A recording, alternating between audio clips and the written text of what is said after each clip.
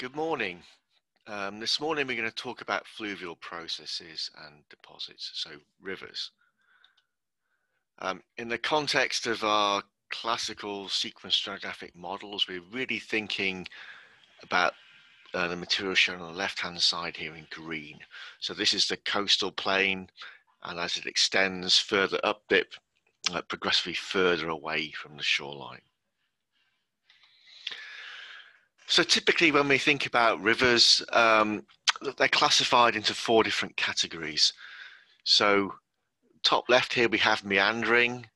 So this is a single channel, but you can see it has this very sinuous geometry. And meandering, the sinuosity there is greater than the value of 1.5. The sinuosity we measure by taking the along channel distance, and we divide that by the straight line distance. That gives us a sinuosity. So meandering rivers have a high sinuosity. If we move to the top right in here we have straight rivers. So again, a single channel in map view, but low sinuosity. The along channel distance is about the same as the straight line distance. Sinuosity less than 1.5. There are 2 other types of rivers, and they both involve more than one active channel. So the bottom left in here, we have a map view of a braided river system. So here we have more than one channel, which is active, and those different channels are separated by bars. Those bars can be covered when the river is in flood, so at high water level, but under normal conditions out of flood, those bars, the tops of those bars, stick out above the water level and they're exposed. The bottom right in here, this is a second type of river, again associated with more than one active channel, and these are anastomosing rivers. So here we've got multiple quite sinuous channels typically. These are separated by large vegetated areas, and these vegetated areas are always exposed. So the water is always confined within these channel systems. Okay, so those are sort of 4 basic types of rivers. The way I've just described those, you can see that, that classification works if we can see what the river looks like in map view and see how it behaves today. You can see it may be a little more difficult to apply those to understanding ancient river systems. Okay, so what controls the river channel form? Okay, so this is a really kind of complicated graph, lots of information, and I'll try and talk through this in a bit of depth, but this is also a really key graph because it summarizes a lot of controls. So we're going to focus on this graph in the center on the left. The vertical axis on this graph is a parameter called stream power. That's basically how much power the river system has to transport sediment. The horizontal axis, we're basically looking at grain size. So fine-grained mud and silt on the left, and as we move towards the right, the grain size increases through sand up to gravel. And then within the parameter space represented by that graph, you can see some small 3D block diagrams that represent modern examples of specific types of rivers.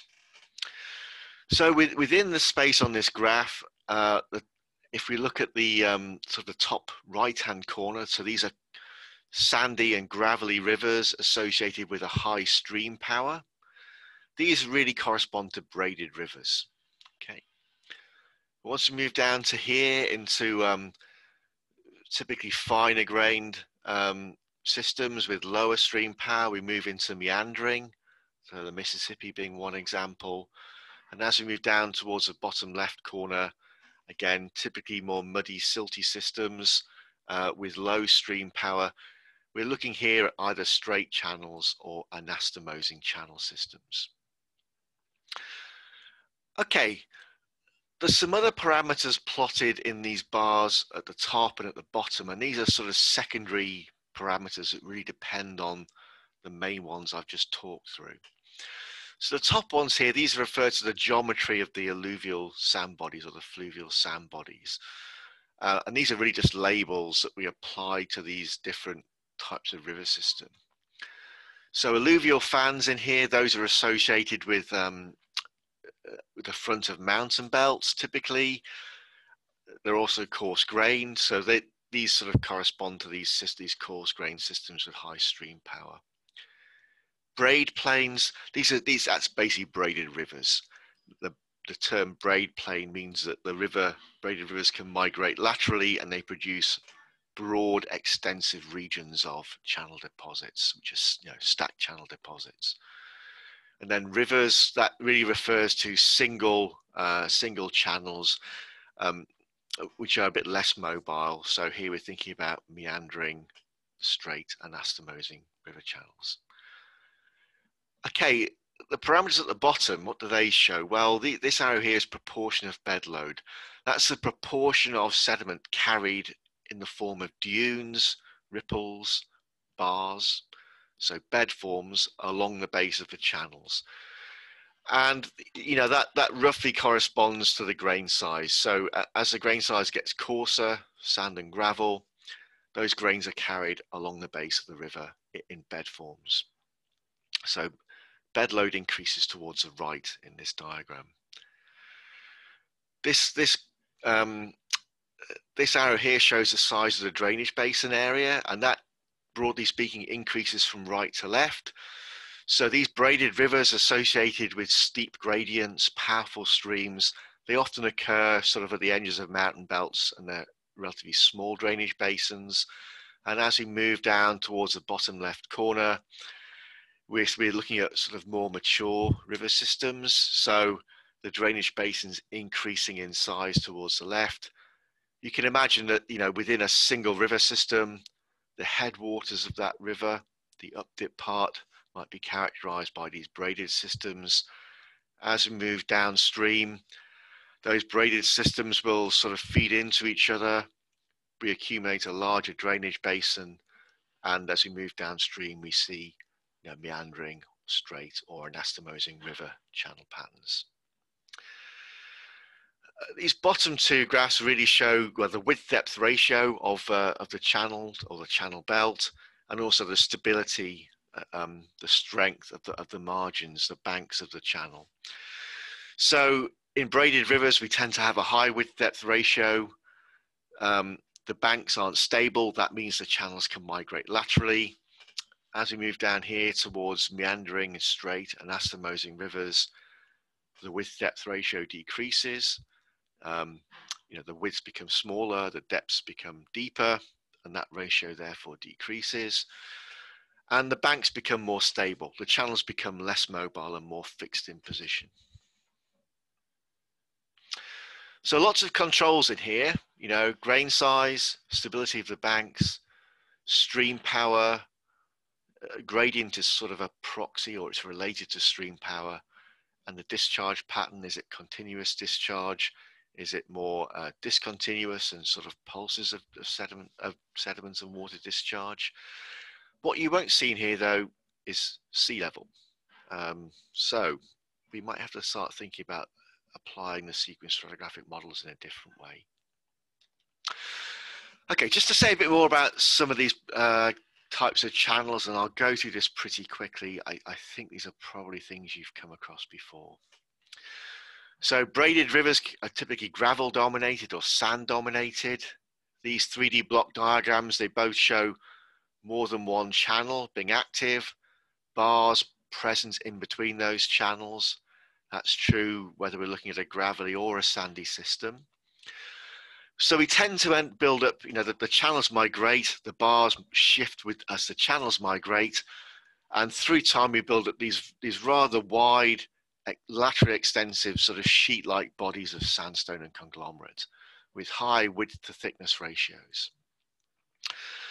Lateral, the facies variability, well, that's present. The fill of a channel can be slightly different from the bar.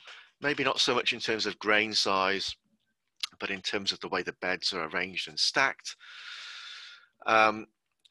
We can have shales present in here. So for example, when we abandon some of those channels, we can get fine-grained sediment settling out in them. But those shales tend to be discontinuous. They're enclosed within a larger sheet-like body of sandstone or conglomerate. And in reservoir terms, these are great. High net to gross through high sand or gravel content, laterally discontinuous, and heterogeneities in terms of shale, for example, being relatively minor in their proportion and also discontinuous. So fantastic reservoirs. Here's a few images of a modern braided river system. So this is part of the modern Brahmaputra River near its upstream part of that river system. We look down in here and we can see, more than one channel active in blue, and we zoom in again, more than one channel active. And then the white areas are sand, green is partly vegetated, and these are the bars in between the active channels. Those bars themselves, if we zoom into them, so here, sorry, this is a bit of a grainy black and white series of images. Here we're focusing on one of those bars. So for example, looking at, for example, this one in here. The flow direction here, so that this top right image is a map. The flow direction is from top to bottom, and you see the bar is elongated in the flow direction. And in this case, we've taken this study by Best and others. They took a series of ground penetrating radar lines through here. Those are similar to sort of high resolution, shallow seismic data. They also, dug trenches through the modern bar. And what we see in here is basically trough and tabular cross-bedded sand. Those crossbeds represent dunes migrating over the crest of the bar. And, so basically, nice clean sand cross-bedded. We look in detail at some of these cross sections through the bar imaged in by this ground penetrating radar technique, and this is what we see. So this is a sort of a 3D diagram with these multiple cross sections superimposed on it, taken from this bar in here.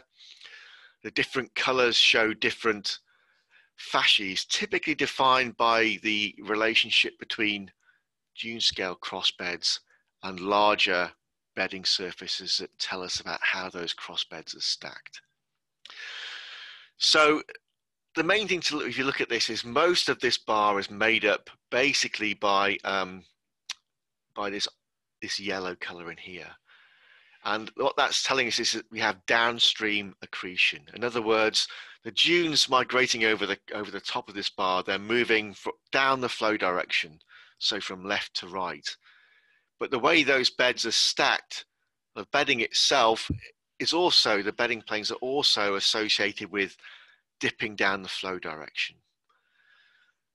We can see a little bit of lateral accretion. So in other words, the bedding is dipping off to the side at 90 degrees to the flow direction recorded by the cross beds. But generally, the beds in here are dipping in the same direction as the cross beds. This downstream accretion is important because this is sort of the characteristic way that we look to define, or we look to diagnose, to interpret braided rivers compared to, say, meandering rivers. So downstream accretion is important as a criterion to recognize these braided channels. Here's an outcrop picture of braided rivers. This is from the Triassic Sherwood Sandstone. So I'm hoping we'll either see this in person on the field trip in January, or if not, you'll see plenty more images like this. And we'll discuss much more this particular example. So this cliff face, this part of the cliff face is a little bit more than 10 meters in height. We can see this sand is orange color. This is all essentially sand in here, a few thin muddy intervals near the bottom.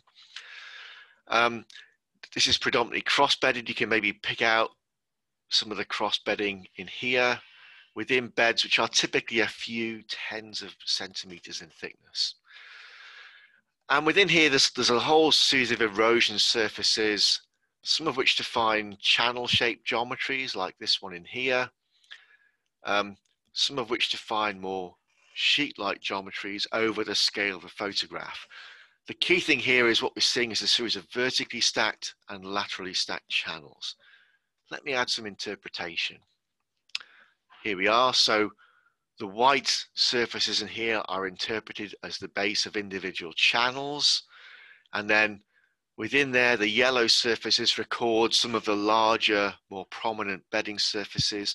These record the bars migrating and infilling the channels. And in between those yellow surfaces, where we can see enough resolution in the photograph, we're seeing cross bedding. Okay, so these yellow surfaces correspond to some of these prominent through-going black surfaces in this 3D block diagram. Okay, so multi-story, multilateral sand bodies, that means vertical stacking, the multi-story, and lateral stacking, the multilateral part of a sandstone complex. A bit more about particular reservoirs. We're going to look at, in this case, at Triassic reservoirs in the North Sea, belonging to a unit called the Statfjord Formation. That has multiple members, and we're going to focus on the Ericsson member, which is a fluvial, braided fluvial sandstone. The depositional model shown in the bottom left in here. So again, we've seen examples like this already, multiple active channels, bars in between those channels. The term braid bar is one that's often used. This is characteristic of a braided river system. And the Ericsson member in here has a high sandstone content, high net to gross. It's overlain by marine sandstones, is underlain by low net to gross fluvial sandstones. This is an important oil reservoir in the North Sea, but it's also now being used for CO2 storage in the Northern Lights project offshore Norway. So again, just to say, the Ericsson member here has a high net to gross. The Ericsson interval, the Ericsson is basically a simple layer within the context of the Statfjord Formation. Some of the other formations with low net to gross have a more complex internal architecture. So, nice and simple, field wide. But there are some shales which are also laterally extensive. And those shales result from flooding in a lake. So essentially, during deposition, this braided sandstone was deposited in a lake basin. There are times when that lake expands and floods the river systems, and that can give widespread shale development. We can also have shale development associated with soils. So if we shut off the supply of sand, that gives us the right conditions to develop soils within what is otherwise quite a sandy, channel-rich succession. The last point in here is that actually this applies to many non-marine environments. Detailed correlation of reservoir layers can be pretty challenging. We don't have, for example, marine fossils that give us biostratigraphic information. Often the non-marine fossils are poorly preserved and sparse, so we don't really see enough of those to give us a tool to correlate. So often we're relying on information about the provenance of the sediment, where it's come from. That could be using heavy minerals, for example. Or we look at the bulk chemistry of a sediment, and we use a technique called chemostratigraphy, which allows us to correlate layers with the same bulk chemistry between different wells. Here's a correlation panel through the Ericsson Formation. So vertical scale here, this is about 100 meters. So the whole section here is about 200 meters in thickness. The wells in here, you're seeing 4 wells over a distance of about 3 kilometers. The yellow colors in here, these are basically the braided channel sandstones. The pale greens are paleosols, so sort of shady intervals but characterized by soil forming processes. And the browns in here are shady intervals but characterized by lacustrine deposits. So basically deposited underwater during during lake expansion, for example. So the key thing here is, that the braided sandstones form field-wide layers, but there are some shales which are laterally extensive, and they record sort of regional periods of paleosol development or of flooding of the lake into this reservoir. Okay, meandering rivers. So here's a 3D block diagram. We have a single sinuous channel. That channel has bars on the inner side of these tight meanders, these tight bends. And you'll also see a bit more detail shown on the deposits outside of the channel belt on the floodplain. We'll come back to those a bit later on. So key thing here is one channel. If we look within that channel fill, they tend to be coarse grained at the base, sandy at the base, and they fine upwards towards the top. If we look at the sides of those channels, we see lateral accretion. What does that mean? It means we have deposition on the inner bend of these meanders, in the side of these bends. So we have deposition on one side and we have erosion on the other side of the channel. So we can imagine that through time, as we add sediment in here, we erode sediment here, the channel becomes more sinuous. The bends become more pronounced in this channel system. If we look at one of these meander bend deposits, again, we have coarse grain material at the bottom, fine grain towards the top. That represents, flow velocities being highest at the base of the channel, the velocities decreasing as we move upwards into shallower water. The key thing here is if we think about the flow direction through the channel, that's sort of down towards the bottom left in this part of the diagram in here. But if we look at bedding in here, bedding on the inner side of those meanders, it's dipping down towards the bottom right. So in other words, the bedding is dipping at 90 degrees to the flow direction, and the flow direction is typically recorded by dunes and ripples. These beds record larger scale features, essentially the bars that develop through the growth and deposition on the inner bend of the point bars. So these are called point bars in here. That's the term that you most commonly see associated with those bars with lateral accretion. One thing to point out in here is that in general, meandering rivers have a lower net to gross, less sand in them than braided rivers.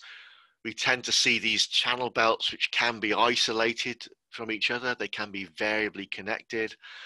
So connectivity and the extent of sand bodies is much more of an issue in meandering river reservoirs than it is in braided river reservoirs. Here's a nice image of a modern meandering river from Siberia. So single active channel, and you can see the deposits on the inner bend of these meanders. These are the point bar deposits in here. So let me show you an example of meandering river channel reservoirs. I'm going to show you an example from the McMurray Formation in Canada. So these are heavy oil reservoirs, a huge heavy oil resource, almost 2 trillion barrels of heavy oil. Although not so easy to extract, it requires a lot of energy to basically lower the viscosity of the oil and then produce it. And the most productive reservoir units within this McMurray Formation are point bar and channel fill sandstones, and I'll show you some examples of those. So here, the top image here is basically a time slice through a 3D seismic volume. These heavy oil reservoirs are in a very shallow subsurface, so that means that when we acquire seismic data over them, that seismic data just has beautiful quality. So you can see the seismic volume coverage and the sort of the whites and pale blues at the top. You'll also see there's lots of these white dots. These are wells drilled into the formation. That means we have a huge amount of lithological information to go with and integrate that with the seismic information about geometries. So the bottom part, so parts B and C of this figure, you can see two detailed interpretations of that data set shown at the top of the image. So bottom left in B, we have some of the prominent bedding planes picked out based on 3D mapping in the seismic volume. You can see the white areas are basically point bars. The white and yellow areas are point bars typically. You can see those what's been interpreted picked out really nice in the seismic volume itself. There are some places where we have a rather sort of opaque seismic fascias we can trace out, and those are mud-filled channels. Basically, when the channel is abandoned, it's filled with mud. The bottom right image is basically gamma ray values. That's really a proxy for the sand content. So low gamma ray values in here are associated with sand. The higher gamma ray values are associated with mud. So you can see that these abandoned channel fills are the ones which have the sort of brown highest mud content. Okay. So I'm going to show you two cross sections through here. I'm going to show you A prime. That's a cross section through a point bar in towards an abandoned channel. I'm also going to show you section B primed.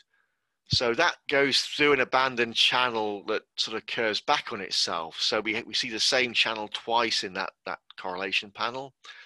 And we also have a complete cross section through this point bar in between the two cross sections through the channel. So let's start off with A primed. That's the top one here. Here's the abandoned channel on the left, and here are the point bar deposits on the right. And you can see in here, you know, these are gamma ray logs, low gamma ray, pretty much all the way through those point bar deposits there, sandy right the way to the top. There are some thin mudstones in here, and those do extend over almost the full height of the point bars. There's been a lot of argument about whether there might be some tidal influence that maybe gives rise to these extensive mudstones, which are barriers in reservoir terms, barriers to lateral flow and to vertical flow. Okay, B in here, this is our cross section that cuts the same abandoned channel twice. You see there that has high gamma ray values. The point bar in between associated with lower gamma ray values.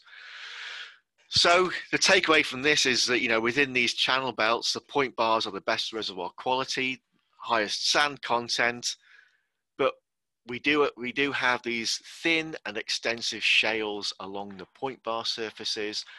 And because those shales can have a high degree of lateral continuity, they can actually be pretty significant as barriers or baffles to flow laterally, but also vertically. We also have mud-classed conglomerates. So these are where mud's been incorporated to form a conglomerate made up of mudstone or shale clasts at the base of those point bar and channel fill deposits. Those are also potentially barriers or baffles to vertical flow. Okay, so meandering rivers are more complicated than and harder, more difficult reservoirs than braided rivers. I'm going to touch briefly on anastomosing rivers. So these are, you know, where we have more than one active channel. The active channels are sort of relatively fixed in position. They don't migrate very much. So in this diagram here, you'll see the channels are shown as building up vertically, and they're separated by broad areas of floodplain. So these are very low net to gross systems. The sand is really sort of trapped within the channel fills. And this term shoestring is a nice mental image. These are strings of sand within a background which is predominantly mud. So these are, you know, really pretty poor in terms of their reservoir quality. The challenge in these types of reservoirs is to try to locate the sand and typically the channels would be they would be below the resolution of available seismic data. Complex 3D network of channelized sand bodies enclosed in floodplain fines. So again, geometrical complexity in low net to gross systems is bad news. It means that it's hard to predict where we're going to encounter sand in the wells, and we probably need to have a large number of wells to penetrate the sand bodies in sufficient density to really extract the hydrocarbons. Just a nice image of a modern example, the modern Columbia River. So here are these stable channels. You can see there are well-defined trees along the banks with these sort of low-lying floodplain areas in between, and these channels being fixed in position. So it's a nice mental image to have of these systems. I'm not going to talk about straight channels because we've already talked about them a little bit. Straight channels, most commonly we see those as distributary channels in deltas. So when we talked about river-dominated deltas 2 days ago, I think, the channels we showed there are straight, they're branching. That's the most likely context to see straight channels.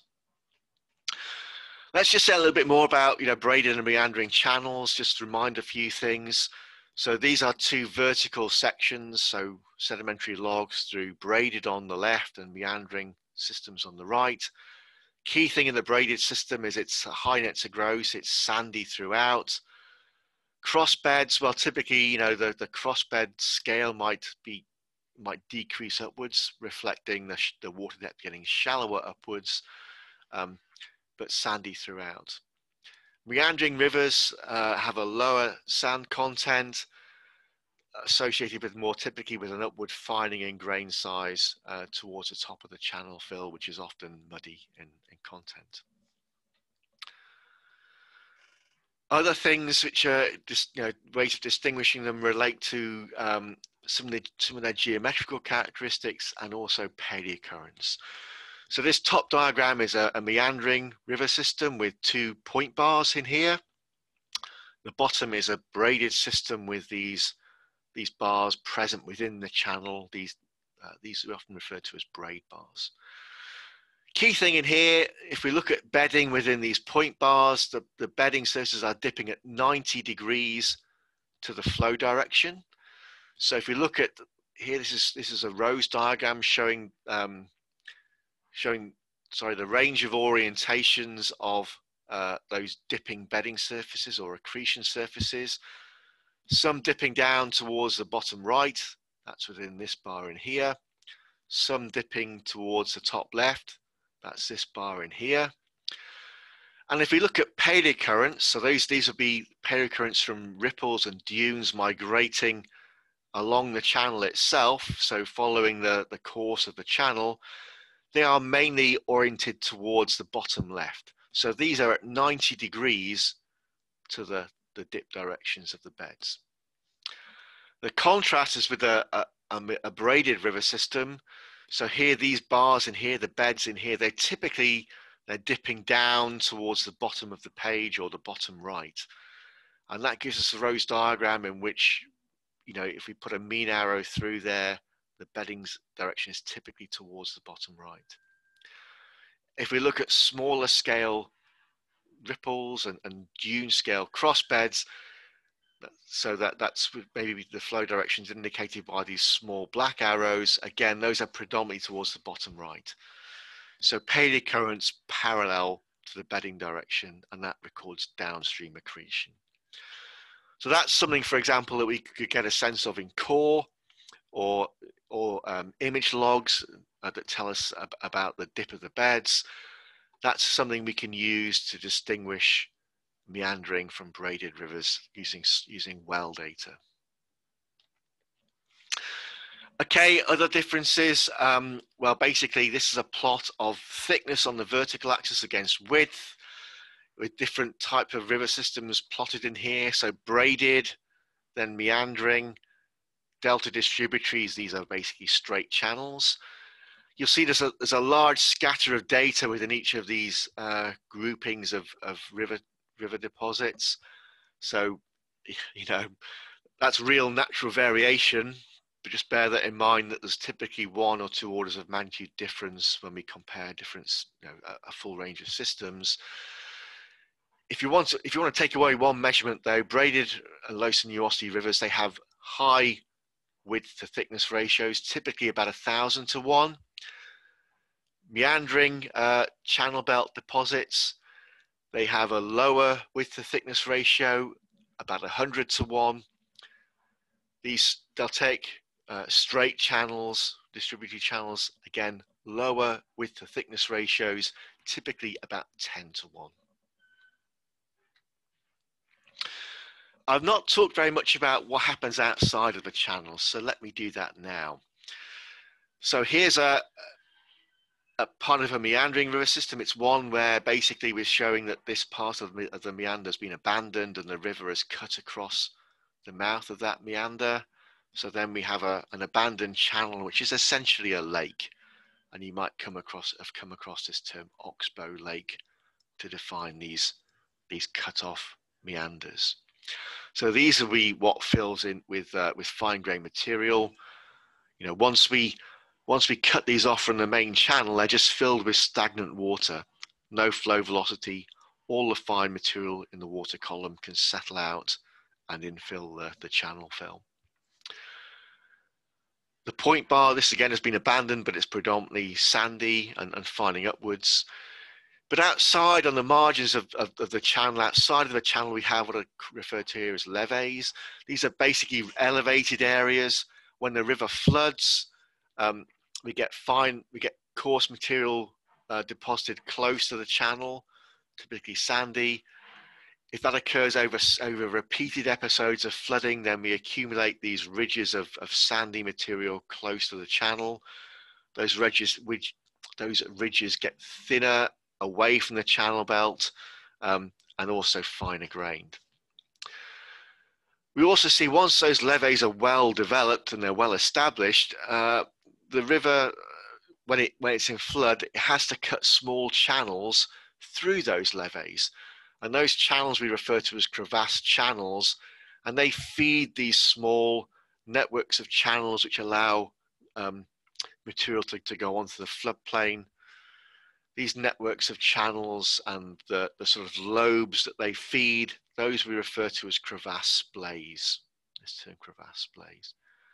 The flood basin itself is largely fine-grained mudstone. When the river's in flood, then we introduce some of that fine-grained material. When the river's not in flood, the flood basin can be, we can get soils, for example, forming there and modifying the sediment. In braided rivers, we see the same kind of features. So here's a bar within a braided river system. Here's one of the active channels. We also have levees adjacent to the channels.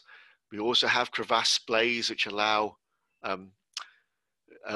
water and sediment to cut through those levees when the river is in flood, and we have flood basins.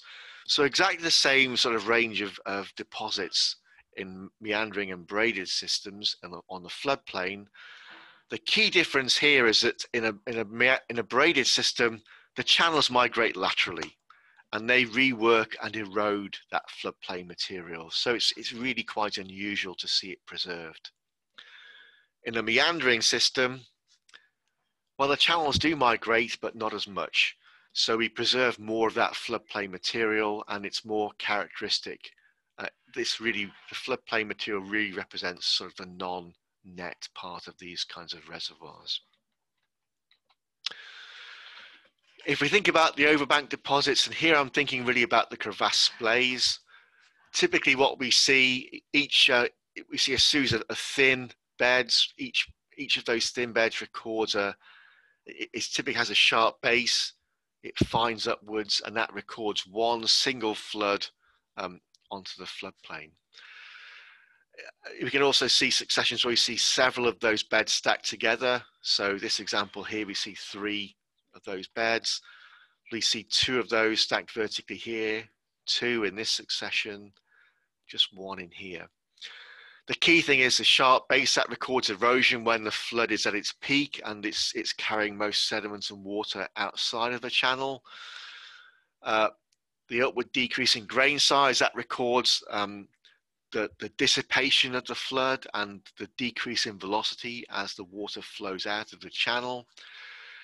And the sedimentary structures in here, typically in any one bed, we have structures which are relatively large and record high flow velocities at the bottom. And as we move towards the top of the bed, the structures indicate a decrease in velocity, again, as the flow decelerates as water exits the channel. Those floodplain deposits, so here's a succession which is about 20 meters in height. You can see a series of sheet-like sandstones interbedded with mudstones, also a few dark-colored coals in here. These examples of crevasse splay deposits, each one of those corresponds to one of these sheet-like sandstones. So these are recording flooding outside of the channel.